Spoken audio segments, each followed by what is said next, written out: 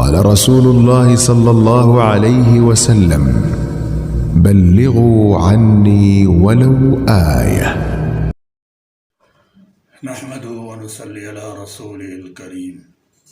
عن ابن عمر رضي الله تعالى عنهما قال: فرض رسول الله صلى الله تعالى عليه وسلم زكاة الفطر صاعا من تمر أو صاعا من شعير على العبد والحر والذكر والأنثى والصغير والكبير من المسلمين، وأمر بها أن تؤدي قبل خروج الناس إلى الصلاة۔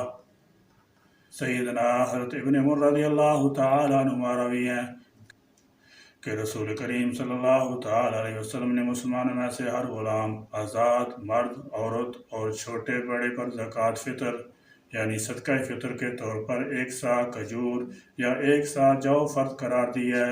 لیے آپ صلی اللہ تعالیٰ علیہ وسلم نے صدقہ فطر کے بارے میں یہ بھی حکم فرمایا کہ وہ لوگوں کو عید الفطر کی نماز کے لیے جانے سے پہلے دے دیا جائے۔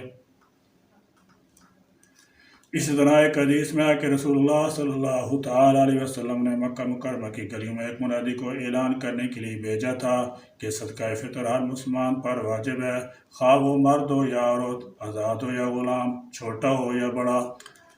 صدقہ فطر یا فطرانہ ایک خیرات سے متعلقہ اسلامی اصطلاح ہے۔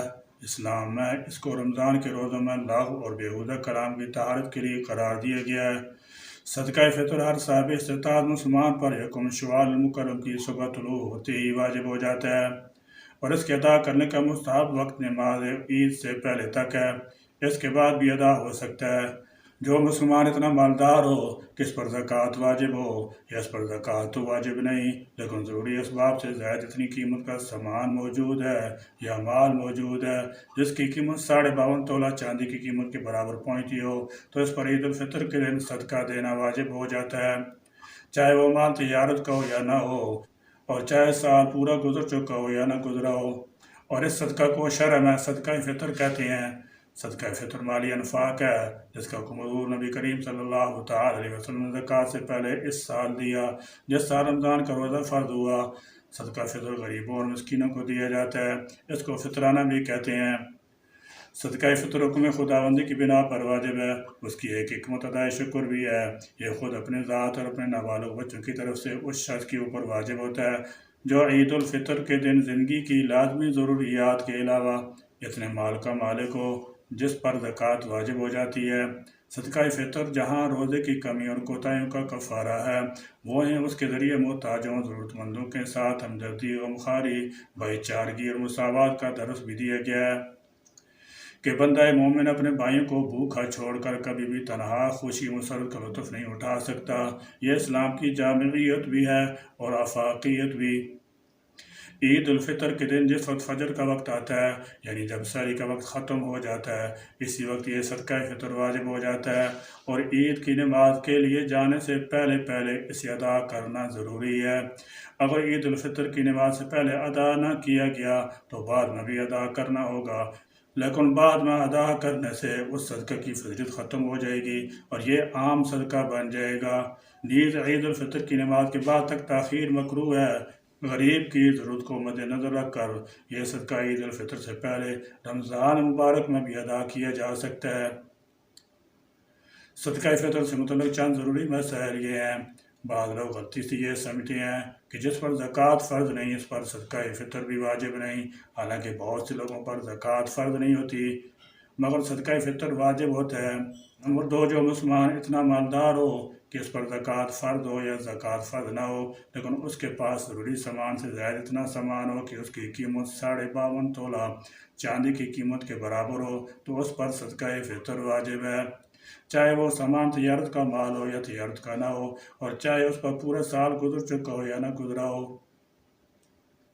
نمبر 3، کسی کے پاس اپنی رہائش کا قیمتی مکان ہے اور پہننے کے لیے قیمتی کپڑے ہیں، نیز گھریلو سامان ہے جو استعمال میں آتا رہتا ہے مگر زیور اور روپے نہیں، یا کچھ سامان ضرورت سے زیادہ بھی ہے مگر ان کا مجموعہ 52.5 تولہ چاندی کی قیمت سے کم ہے، تو ایسے شخص پر صدقہ فطر واجب نہیں۔ نمبر 4،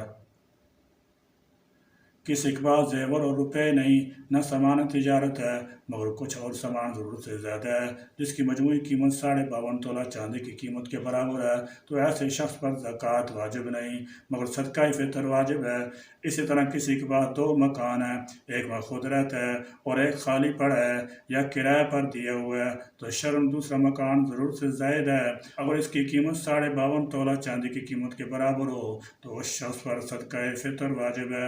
अलबत्ता अगर इसी मकान के किराए पर उसका गुजारा हो तो ये मकान भी ज़रूरी सामान में दाखिल हो जाएगा और इस पर सदका फ़ितर वाजिब न होगा। नंबर 5, किसी के पास ज़रूरी सामान से ज़ायद माल और सामान है, मगर वो कर्जदार भी है, तो कर्जा में नहा करके देखेंगे क्या बचता है। अगर 52.5 तोला चांदी की कीमत के बराबर या ज़ायद बचता हो तो सदका फ़ितर वाजिब है और इससे कम बचे तो वाजिब नहीं। नंबर 6, ईद उल फितर के दिन सुबह सादे के वक्त ये सदका वाजिब हो जाता है। लिहाजा अगर फजर का वक्त आने से पहले पहले किसी का इंतकाल हो गया तो उस पर सदका फ़ितर वाजिब नहीं, उसके माल में से न दिया जाए। और जो बच्चा ईद के दिन फजर के वक्त से पहले पैदा हुआ उसकी तरफ से सदका फ़ितर देना वाजिब है, और जो बच्चा फजर का वक्त शुरू होने के बाद पैदा हुआ उसकी तरफ से सदका फ़ितर वाजिब नहीं। नंबर 7, मर्द पर सदका अपनी तरफ से और अपनी छोटी नाबालिग औलाद की तरफ से अदा करना वाजिब है, बालिग औलाद और अपनी बीवी की तरफ से अदा करना वाजिब नहीं। अगर बीवी या बालिग औलाद के पास इतना माल हो कि जिससे सदका फ़ितर वाजिब हो जाता है तो वो अपना अपना सदका फ़ितर खुद अदा करें। अलबत्ता अगर मर्द अपनी बीवी और बालिग औलाद की तरफ से भी उनको बता कर अदा कर दे तो ये भी दुरुस्त है, उनकी तरफ से अदा हो जाता है। नंबर 8, अगर छोटे नाबालिग बच्चे की मलकियत में उतना माल हो जिसके होने से सदका फ़ितर वाजिब होता है, मसलन उसके किसी रिश्तेदार का इंतकाल हुआ, उसकी मिरास में से उस बच्चे को हिस्सा मिला या किसी और तरह से बच्चे को माल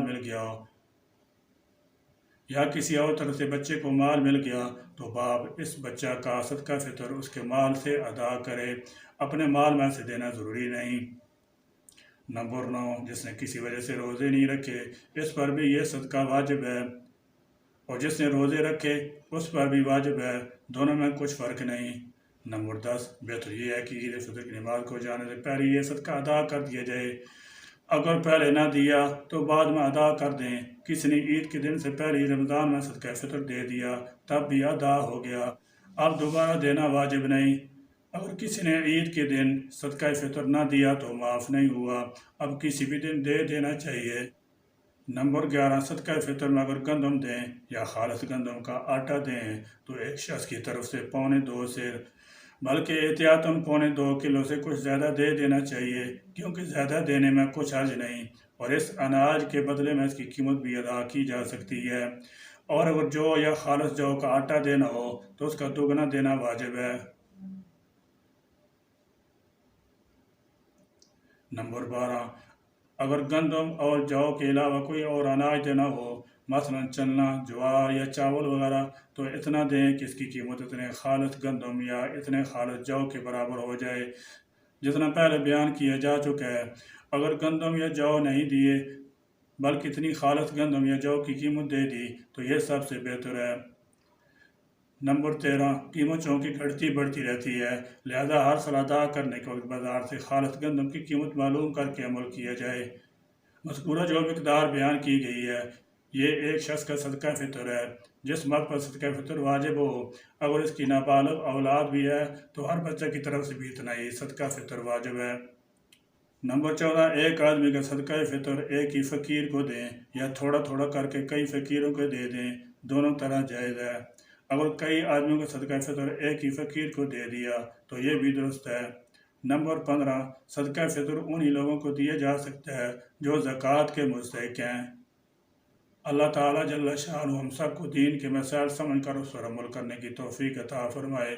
आमीन या रब्बल आलमीन। व आखिर दावाना अनिल हम्दुलिल्लाहि रब्बिल आलमीन।